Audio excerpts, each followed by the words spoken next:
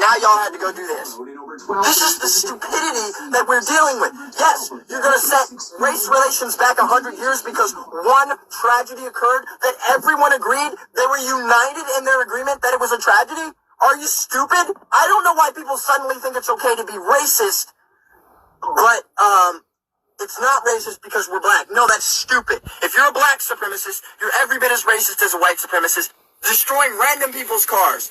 Yeah, I saw a video where this black guy's like, he's like, we got a 2 for 1 now. You kill one of ours, and we gonna kill 2 of yours. I don't see white people burning their cities to the ground every time one of them is killed. When that black man was beating those white people in the nursing home, I didn't see white people rioting in the streets. I didn't see white people rioting in the streets when a black man gunned down 2 elderly white people that were visiting their son's grave. I didn't see black people rioting in the streets when the black police officer in Mississippi choked the teenager that was saying that they couldn't breathe. It got to the point where black business owners were putting signs in their windows saying, hey, we're a black business. Don't loot us. Don't break our windows. Don't destroy stuff.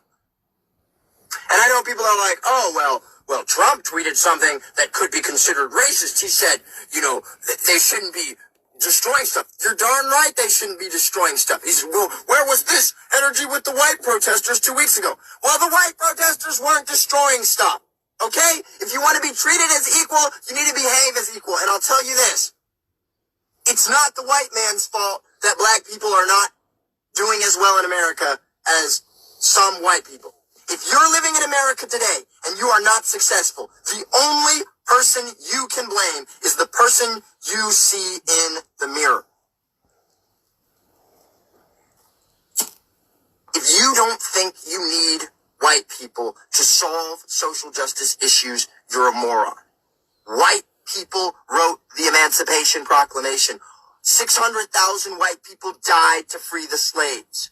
This is not about black versus white, and you're making it about black versus white. This is about an issue, and we can solve the issue together. If you think you are superior to someone else based on your skin color, you are a moron. Black or white, Mexican, Chinese, I don't care. You're a moron. And racism is racism, and it's not okay. It's 2020. We should be so far beyond this nonsense. I'm Joel Patrick, and I hope you have a wonderful day. Smart kid. I'm not a huge supporter of Trump. I was at first. But like when he started coming with this mandatory vaccinations and, some of the crazy stuff that's been going on with this COVID-19, he kind of lost me. But anyway, here's where we are right now. Eric Garcetti is the mayor of Los Angeles, the second biggest city in America. His city would devolve into a murderous hellscape within hours if the police left. But Garcetti, who is in charge of the city, won't push back against this idea. Instead, he kneeled in subservience before the people demanding it. He took the time to come out among the protesters. He knelt while he was out there. He kneeled. Our leaders are kneeling before the mob. The atavistic ritual of self-abasement, of defeat. Suddenly, many are performing this ritual, including police around the country. The mob wants victory, but more than that, it wants the total humiliation of its enemies. I work for Black Lives Matter. I'm sorry that I scared you. But since I work for that company, my CEO has told me to come out today and to bring you on your knees because you have white privilege. So if they see that a white person is getting on their knees, that shows solidarity for the situation. And could you just please apologize for your white privilege? Just apologize. I am. I'm trying to think of the right words to say because that's a big thing to say. It's big. It comes from. It's large in this country. I'm incredibly sorry. That has completely taken it too far. I mean, I'm white and I've never seen this white privilege. I mean, I'd probably be the first to take it if there was any such thing to take. But I worked hard for anything that I've ever got in my life.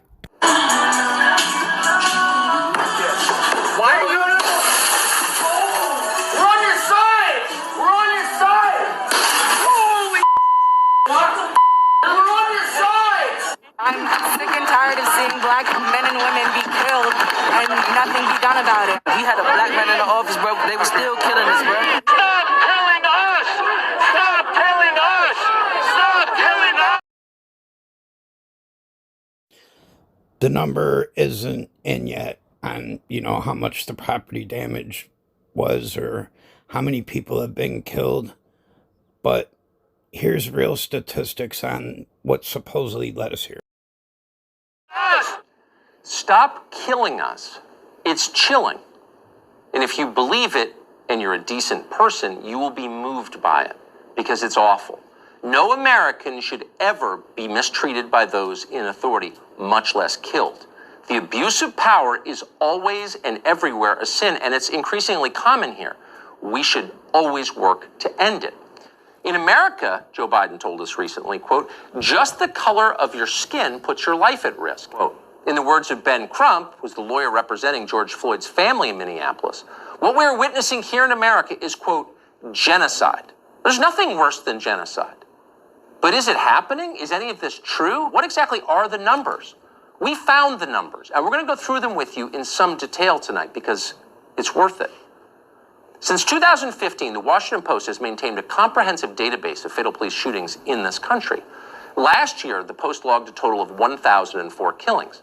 Of the 802 shootings in which the race of the police officer and the suspect was noted, 371 of those killed were white, 236 were black. The vast majority of those killed were not, in fact, unarmed. The vast majority were armed, and African-American suspects were significantly more likely to have a deadly weapon than white suspects. Yet more white suspects were killed. Overall, there were a total of precisely 10 cases in the United States last year, according to the Washington Post, in which unarmed African-Americans were fatally shot by the police. There were 9 men and 1 woman. So we want to take the time now to go through these case by case into the specifics. The first was a man called Chinara Feep. He was killed by a Knoxville police officer called Dylan Williams. According to Williams, Feep attacked him, choked him, and then used a taser on him, the suspect on the police officer, before the officer shot him. 5 eyewitnesses corroborated the officer's claim, and the officer was not charged. The second case concerns a man called Marcus Mcveigh. He was, by any description, a career criminal from San Angelo, Texas. He'd been convicted of aggravated assault, assault on a public servant, and organized criminal activity. At the time he was killed, he was wanted on drug dealing charges. A Texas state trooper pulled him over. Mcveigh fled in his car, then he fled on foot into the woods. There he fought with a trooper and was shot and killed. The officer was not charged in that case. Marzua Scott assaulted a shop employee. When a female police officer arrived and ordered the suspect toward her car, he instead charged her and knocked her to the ground. At that point, she shot and killed him. The entire incident was caught on body camera. The officer was not charged. Ryan Twyman was being approached by 2 LA County deputies when he backed into one of them with his vehicle. The deputy was caught in the car door. He and his partner opened fire. The deputies were not charged in that case. Melvin Watkins of East Baton Rouge, Louisiana, was shot by a deputy after he allegedly drove his car toward the deputy at high speed. The deputy was not charged. Isaiah Lewis, meanwhile, wasn't just unarmed. He was completely naked. Williams broke into a house and then attacked a police officer. The police tased Williams, but he kept coming at them and attacking. The officer shot him. They were not charged. Atiana Jefferson was shot by a Fort Worth deputy called Aaron Dean. A neighbor had called a non-emergency number after seeing Johnson's door open, thinking something might be wrong. Police arrived. Johnson saw them approach from a window and was holding a gun at the time. According to body camera footage, the officer shot Johnson within seconds. Jefferson, that officer, has been charged with homicide. Christopher Whitfield was shot and killed in a place called Ethel, Louisiana. He had robbed a gas station. Deputy Glenn Sims said his gun discharged accidentally while grappling with Whitfield's. Sims, who is black himself, was not charged in that killing. Kevin Mason was shot by police during a multi-hour standoff. While Mason turned out not to have a gun, Mason claimed to have a gun, claimed to be armed, and vowed to kill police with it. They believed him. Mason had been in a shootout with police years before. And finally, the 10th case concerns Gregory Griffin. He was shot during a car chase. An officer called Giovanni Crespo claimed he saw someone pointing a gun at him. Later, a gun was in fact found inside the vehicle, and yet Officer Crespo was charged anyway with aggravated manslaughter. Those are the facts. That is the entire list from 2019, last year. 10 deaths. In 5 deaths, an officer was attacked just before the shooting occurred. That is not disputed. 1 allegedly was an accident. That leaves a total of 4 deaths during a pursuit or in a standoff. So out of 4, in 2 of those cases, in fully half, the officer was criminally charged. Is it possible that more of these officers should have been charged? Of course it's possible. Justice is not always served, that's for sure. But either way, this is a very small number in a country of 325 million people. This is not genocide. It's not even close to genocide. It is laughable to suggest it is. In fact, the number of police killings is dropping. In 2015, during Barack Obama's presidency, 38 unarmed black Americans and 32 whites were slain by police. Overall totals have fallen since then, and they have fallen far more dramatically for African American men. Last year was the safest year for unarmed suspects since the Washington Post began tracking police shootings. It was the safest year for both white and black suspects. Even one life is too many. That's without a doubt. But with what's going on now, I mean, it's definitely not genocide. And I don't think it justifies stuff like this.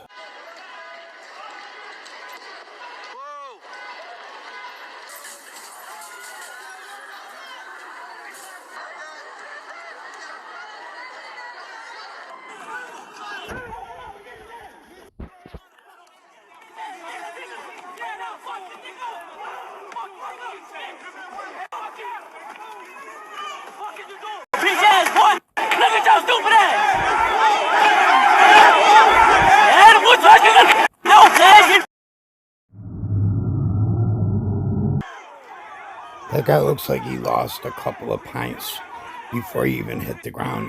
I'd be shocked to hear that he even lived through that. Peaceful protest. Terrorism. Vandalism. Robbery. Property damage.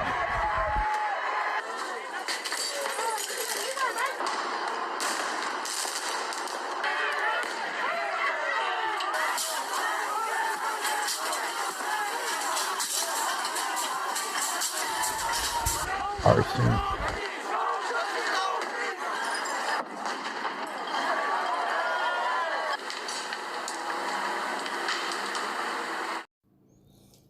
Not at all peaceful protests.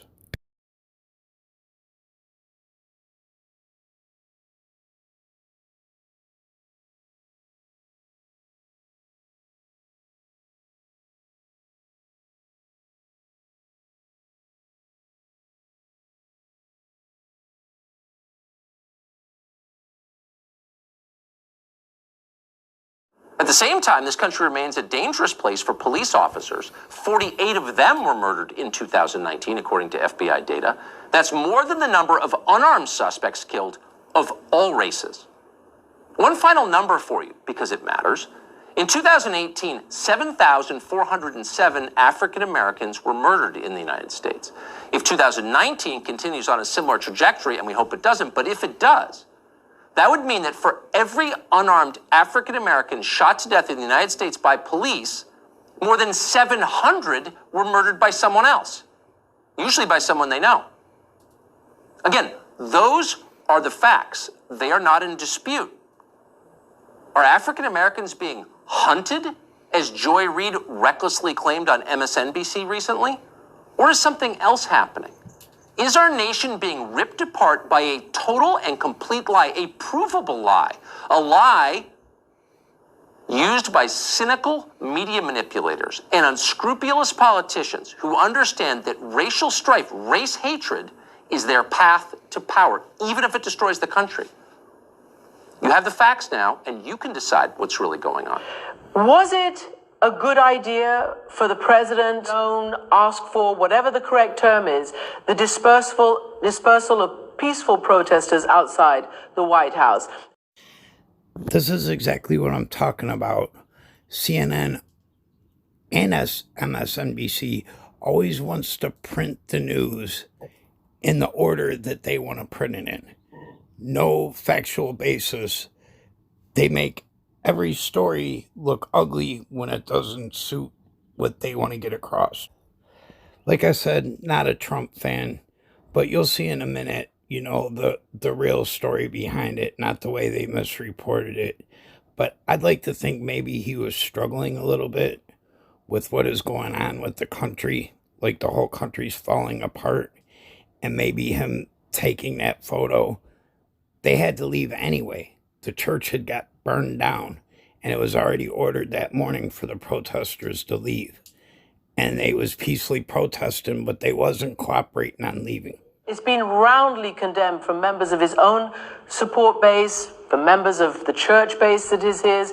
Can you just tell me what you think of that to begin with? Well, I think first and foremost, we have to trust in the actions of the United States Secret Service, that of the U.S. Park Police, and the many other law enforcement agencies that were expanding the perimeter around the White House. As we saw from the previous night, you had protesters, you had rioters setting fires to buildings in Lafayette Square and also to historic St. John's Church. Those were actions that could not be allowed to repeat themselves the next night. And while the curfew in D.C. had been moved hours earlier, what you saw from the Park Police and what they have said was that they were extending the perimeter. So that way, if things did turn into a violent mess later that evening, that you had a broader perimeter around some of those historic structures, but also around the White House itself. Mm-hmm. So I understand what you're saying about potential violence, but there was none when this happened. And I want to ask you then to please comment on what Pat Robertson has said. And I ask you this because this is the base that is President Trump's base. And let's just hear what he said. He criticized it. He said, it's not cool, Mr. President, to disperse protesters and to go to the church like you did. Listen to this. It seems like now is the time to say, I understand your pain. I want to comfort you. I think it's time we love each other. But the president took... President Trump is pushing back against Republican senators' criticism of the dispersal of protesters from Lafayette Square across from the White House before he took photos in front of St. John's Episcopal Church, saying in a Tuesday night tweet that they, quote, got it wrong. The president specifically called out Senators Susan Collins, James Lankford, and Ben Sasse, citing an article from The Federalist, a conservative online magazine. Trump tweeted, quote, you got it wrong. If the protesters were so peaceful, why did they light the church on fire the night before? People liked my walk to the historic place of worship. Senator Susan Collins, Senator James Lankford, Senator Ben Sasse. Please read below. The article that Trump pointed to is titled, quote, media falsely claimed violent riots were peaceful and that tear gas was used against rioters. And this whole interview here just simply demonstrates how the press does not feel that they have to answer to anything or anyone, and they're all powerful. And is suing CNN for libel. This follows similar lawsuits against the New York Times and the Washington Post. All three suits targeting opinion pieces. But some legal experts say the moves are off base. Jenna Ellis, Trump 2020 senior legal advisor, constitutional law attorney, joins us. So, Jenna, the complaint focuses on a CNN opinion story by a former Federal Election Commission general counsel, Larry Noble. He wrote a piece titled, quote, soliciting dirt on your opponents from a foreign government is a crime. Mueller should have charged Trump campaign officials with it. Why are you guys suing over this? Well, we're suing CNN as well as the New York Times and Washington Post for false and defamatory statements. And CNN in particular claimed that the campaign had assessed the potential risks and benefits of again soliciting Russia's help in the 2020 election and decided to leave that option on the table. That is a false and defamatory statement that CNN knew at the time that it published the statement was false. There was an extensive record of the campaign disavowing and disclaiming any interactions of these sorts with Russia. Do they put that in the story? Did they put your side of the story anyplace? They didn't. And in fact, CNN, we reached out to CNN and asked them to retract and apologize, and they declined to, and they refused. So the campaign has been left with no option but to file a lawsuit to get the public facts on the record, and also to make sure that readers understand the truth, and to seek damages that are in the millions of dollars for these types of false statements. The Supreme Court, as you know, has said you need to show malicious intent, that they were false, there's a reckless disregard for the truth. I mean, it's an opinion piece. You know, critics would say it's supported by the First Amendment. Let me read you something from the Freedom Forum Institute. They say, quote, an opinion is not libel. Libel refers to specific facts that can be proved untrue. A public figure has to prove the publisher of the false statements acted with actual malice. Actual malice means the publisher either knew the statements were false or acted with reckless disregard for whether they were true or false. It's a lot harder to prove than negligence. Do you think you got that? Amazing how they jump right immediately to their rights protected under the Constitution when just last week they were so enthusiastically reporting how the American people were going to lose a lot of their constitutional rights. Got those already in the bag? It is harder to prove, but of course we look forward to proving that at trial. And of course, CNN and these other publications knew that their false statements were false at the time that they published them, and published them with. It's really laughable that this would be denied, because I've seen whole entire broadcasts of CNN just sit there and break down every single word the president said during, like, you know, them press conferences he was holding for COVID-19 or whatever. But I've seen him just dedicate entire news broadcast breaking down everything he said, counting every word he said, and what they were based on, literally counting every word. I mean, like I said, not a Trump supporter, especially with his decision to have forced vaccinations, but just the fact that, you know, I mean, he has definitely not got a fair shake with the media in any sense of the word. And I just love how the reporter just smirks, like, you know, power of the press, you know, that's what they'll always, like, go back on. With intentional disregard for the truth. And so here, although this was published in the context of an opinion piece, the court has also had a long precedent of case law that just because you couch a statement as opinion doesn't mean that you can assert and make false statements of fact. The court will look at each individual statement and determine, is this a statement of opinion or is this an assertion of fact? And here in the CNN, the New York Times, and the Washington Post pieces, all of their statements are provably false, and they're factual statements that were absolutely false and defamatory. How would you?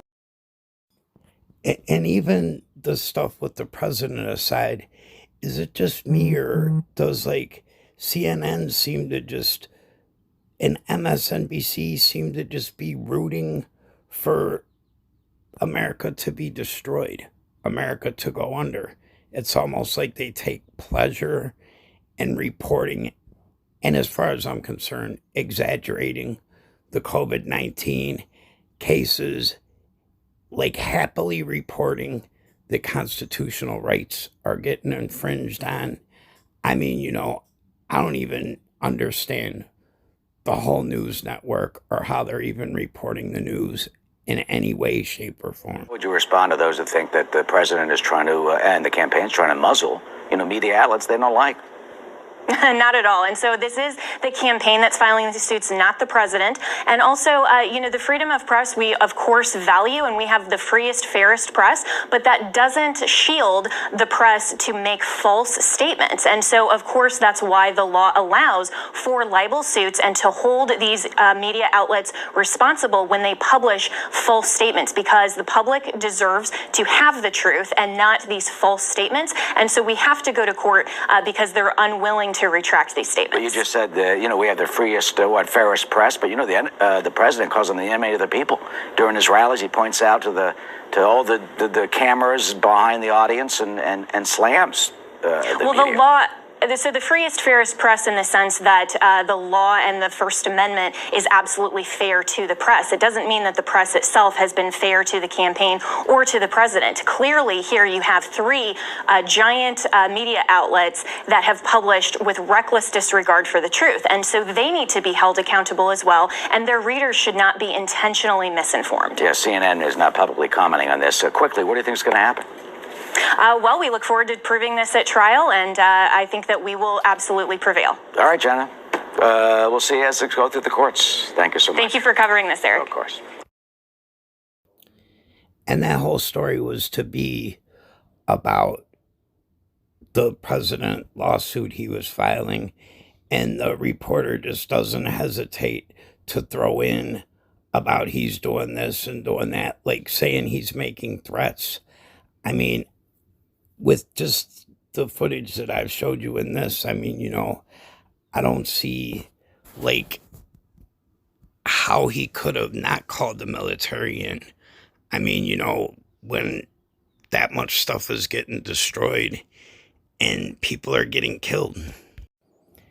And the entire time all this was going on, it seemed like, you know, the CNN was glorifying, like, you know, all the violence that was taking place. It's just unreal. Gripped by professional anarchists, violent mobs, arsonists, looters, criminals, rioters, Antifa, and others. No. And right back to CNN again. Our top story tonight.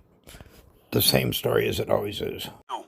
He is gripped by that. This country is gripped by outrage over abuse of force. He never mentioned that. He didn't mention the murder. He didn't mention any injustice. He didn't mention the pain. And he didn't mention the hurt. And you know why.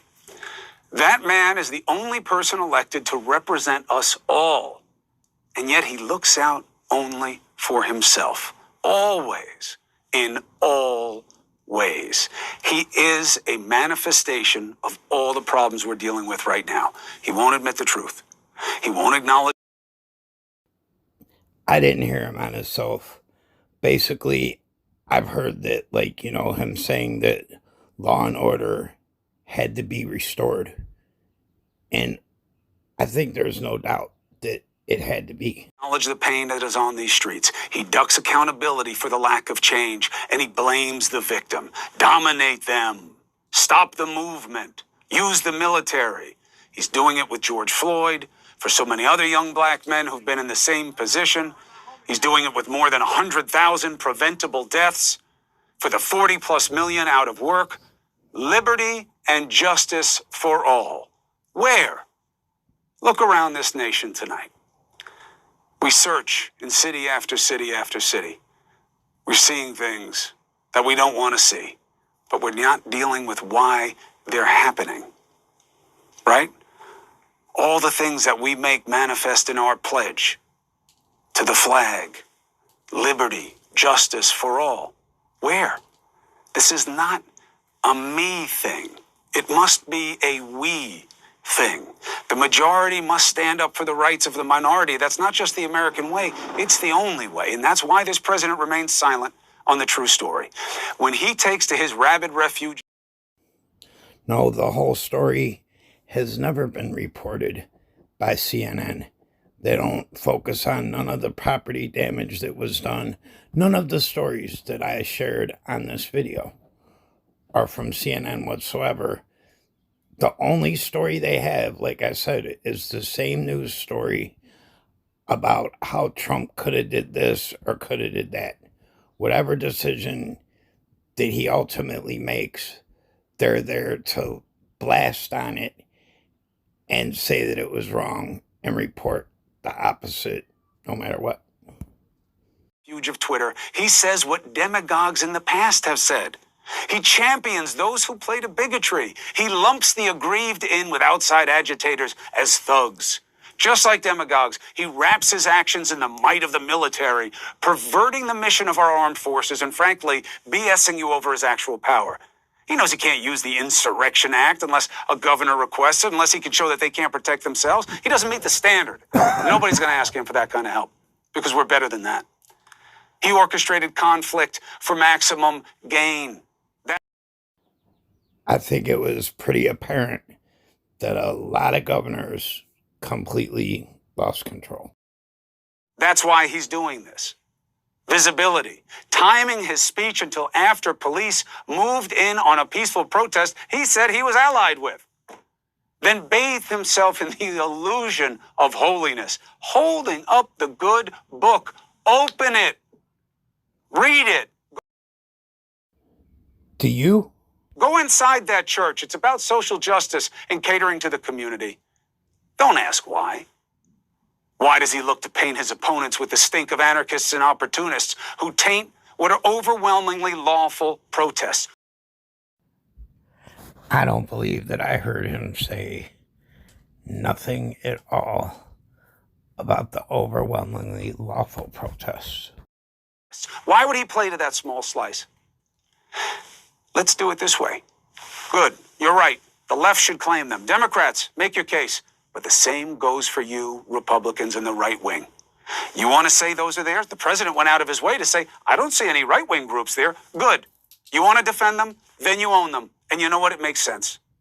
Not only do officials not agree with what you're saying about these fringe groups being the dominant players, but you want to play teams, that's fine. Because now things start to make sense.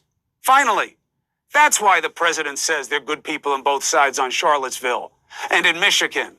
The answer came today in another one of the demagogues' repertoire, just propaganda. Listen to this and then we'll go. And I would also note the president's long history of condemning white supremacy and racism. He has a history of being attached. What's sad is they truly consider this report in the news. I mean, what did they give the press secretary, like a chance to say 7 words, and then it goes back to his 300 or 400 to discrimination, housing, the Central Park Five, birtherism. This is who he is, and this is not what we need right now. This is going to change because of people like you and me and the man coming up right now, D. Lemon. We will not be let out of this by anybody else. Are we actually surprised? You're not surprised, are you? Yes, because I believe in people at some point doing what is right when their office demands it. And I can be consistently disappointed by somebody in his position with the kind of guidance he has around him, saying so many bad things so often. Guidance? Who? There's smart people around him who know that he's not supposed to be saying what he said tonight. Like? He's got advisors who know better. I know they do. I'm not surprised by the actions. I'm surprised by what he said. I should say the actions of how it all played out like a reality show. Not surprised by that. I'm surprised that about sending them. My fellow Americans, my first and highest duty as president is to defend our great country and the American people. I swore an oath to uphold the laws of our nation, and that is exactly what I will do. All Americans were rightly sickened and revolted by the brutal death of George Floyd. My administration is fully committed that for George and his family, justice will be served. He will not have died in vain. But we cannot allow the righteous cries and peaceful protesters to be drowned out by an angry mob. The biggest victims of the rioting are peace-loving citizens in our poorest communities. And as their president, I will fight to keep them safe. I will fight to protect you. I am your president of law and order and an ally of all peaceful protesters. But in recent days, our nation has been gripped by professional anarchists, violent mobs, arsonists, looters, criminals, rioters, Antifa, and others. A number of state and local governments have failed to take necessary action to safeguard their residents. Innocent people have been savagely beaten, like the young man in Dallas, Texas, who was left dying on the street, or the woman in upstate New York viciously attacked by dangerous thugs. Small business owners have seen their dreams utterly destroyed. New York's finest have been hit in the face with bricks. Brave nurses who have battled the virus are afraid to leave their homes. A police precinct has been overrun here in the nation's capital. The Lincoln Memorial and the World War II Memorial have been vandalized. One of our most historic churches was set ablaze. A federal officer in California, an African-American enforcement hero, was shot and killed. These are not acts of peaceful protest. These are acts of domestic terror, the destruction of innocent life, and the spilling of... Say it again. No real big Trump supporter I am, but he really ought to let, like, his press secretary speak for him a lot more. Hello, everyone. So I'm going to start with a few housekeeping announcements. First of all, the president's annual physical results are ready for release. The full memo will be released shortly, but in summary, the president remains healthy. Also, I'd like to congratulate the winners of last night's primary elections. President Trump has now endorsed candidates and has a 64-0 record in congressional, special, and primary election races since the midterms, demonstrating the strength of and support for the president's agenda across the country, as evidenced in the 64 consecutive congressional, special, and primary elections over the past 13 months. So next, I want to transition to talking about some of the things going on around the country. The First Amendment does not give anyone the right to riot. The First Amendment does not give anyone the right to loot. The First Amendment doesn't give anyone the right to burn down buildings. The First Amendment does not give anyone the right to deface property. And it does not give anyone the right to assault private citizens and to assault police officers. The First Amendment, however, does give you the right to peaceably assemble. And the greatest example that we have seen of peaceful protest, an absolute embodiment of the First Amendment, is the March on Washington. On August 28th, 1963, 250,000 Americans gathered at the Lincoln Memorial and peacefully made a powerful march and a powerful point that all Americans should be treated equally. That racial discrimination was unacceptable, abhorrent, and that it needed to be rectified. And in the famous I Have a Dream speech by Reverend Dr. Martin Luther King, he said this: "We must not allow our creative protest to degenerate into physical violence. Again and again, we must rise to the majestic heights of meeting physical force with soul force." And soul force is exactly what Dr. Martin Luther King Jr. met the nation with when he said this: "I have a dream that my 4 little children will one day live in a nation where they will not be judged by the color of their skin, but by the content of their character." Important words, important actions from an American hero who contributed to making this nation the greatest on earth. With that in mind, we must remember to recognize the lives lost, the passing of George Floyd, who was killed unjustly in a horrific video that we all have seen. And we must also remember the passing of police captain David Dorn yesterday, who was shot and killed by looters in St. Louis in an absolute tragedy. A retired officer, 77 years old, whose wife was also a police officer herself. Dorn was a hero and an unfortunate casualty in the riots we have seen. Our hearts are with his family. We are all Americans. We must come together. We must unify, and we must have law and order. And with that, I'll take questions. A walk across the street for the cameras, aides in tow through Lafayette Park. Destination, historic St. John's Church, where presidents have prayed since James Madison. But this president did not come to pray. A fire damaged part of it the night before, a useful backdrop. We have a great country. He didn't use many words, but they weren't necessary. The image, holding up a Bible in front of that church, was what he wanted to convey. Inviting up staff, all white, perhaps not part of the script he intended, but a stark visual nonetheless. One of the reasons the president was so eager to get out of the White House for that photo op was because he was angry about reports that he was holed up in the White House bunker during protests on Friday night.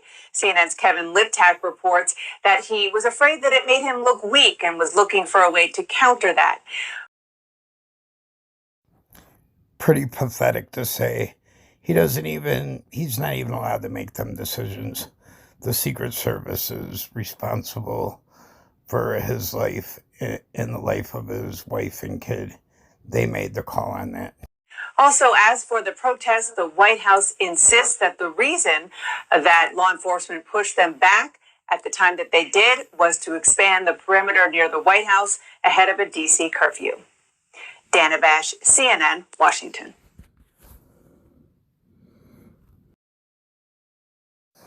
And that decision was made many, many hours before the supposed photo op. I mean, they made that decision that morning due to the damage that went on the night before.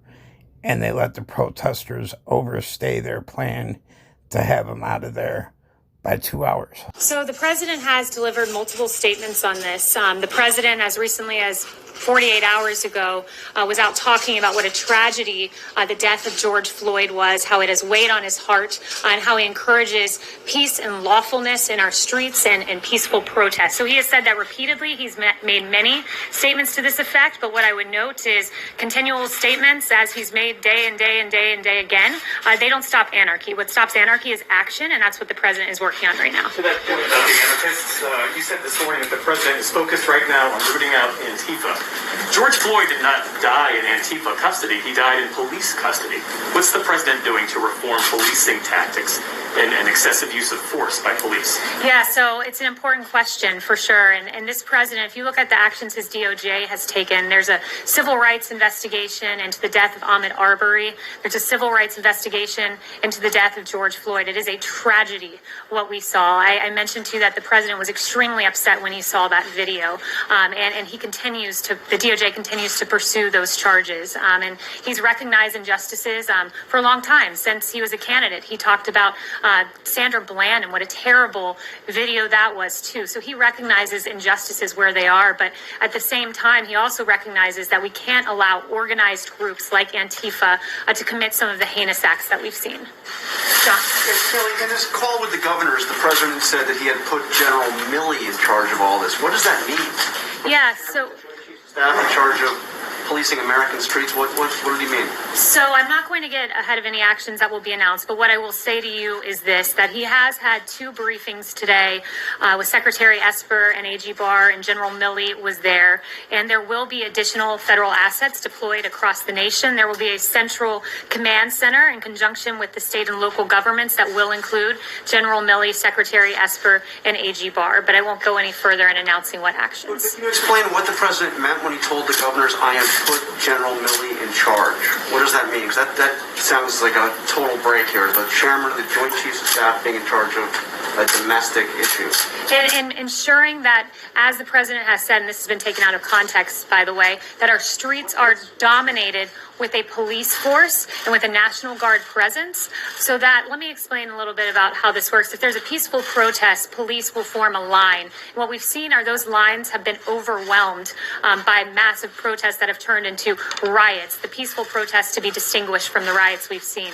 And when those lines are overwhelmed, law enforcement gets on the defense. So what the president has said is he wants to dominate the streets with National Guard, with a police presence. And what studies have shown, as General Milley noted, he was in that governor's call, and his points all pertain to the National Guard. And he noted that there are several studies that when there's an overwhelming National Guard presence, it actually de-escalates the situation and causes less civil unrest. So General Milley has really been on point in talking about the National Guard, the effectiveness, and ensuring that they're utilized to great effect across the country. Like I said before, Trump is pretty lucky to have her as a press secretary. He better not never fire her. But thanks for watching, you guys. Hope you enjoyed the video. Later.